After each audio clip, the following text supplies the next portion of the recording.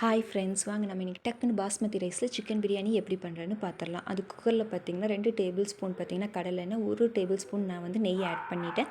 அது காஞ்சதுக்கப்புறமா பிரியாணி லீஃப், 1 ஏலக்காய், 1 பட்டை, 2 கிராம் போட்டு அது நல்லா வதங்கினதுக்கப்புறமா நம்ம வந்து ஆனியன் ஆட் பண்ணிக்கலாம்.